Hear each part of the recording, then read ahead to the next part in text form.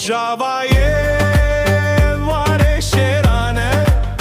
قصد هر دم پاراستوانه جی افرینه هتا کوبانه دیرو کانو بخوینه حد نویسندم شیخ مقصود کله ها بر خدانه لحلا به نیشانا رومت و جانه زارو کو پیر بنیه کل کلانان نادن دست دجمن آخا بابو کالان امرانه وستنم ناترسن جنه یاران شروان ما تاقا سر منه لدجی تاریتی رونا هیا منه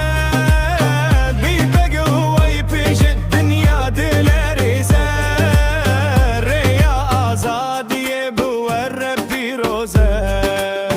هزا گلی موچه می کرد هر کی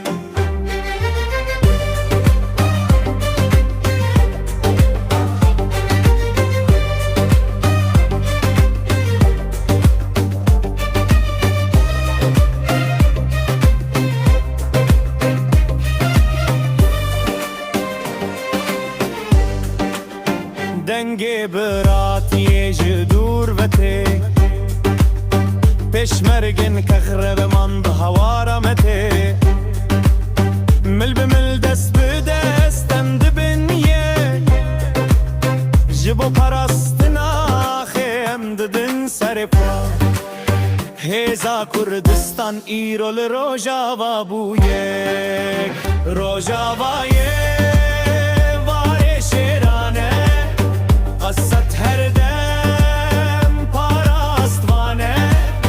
جه افرینه هتا کوبانه دیرو کانو بخوینه حت نویسنده کوبانه رابو قامش لو بدنگه دنگه چکانی رو دنگه شنگه ورن قادانم بکن دیلان سرکفتن پرامه ای نفش جوان آزادی نزیک و کرونا هی سبه علا رنگین لزمانان بلنده دلگل ما بوره هر دم زندیه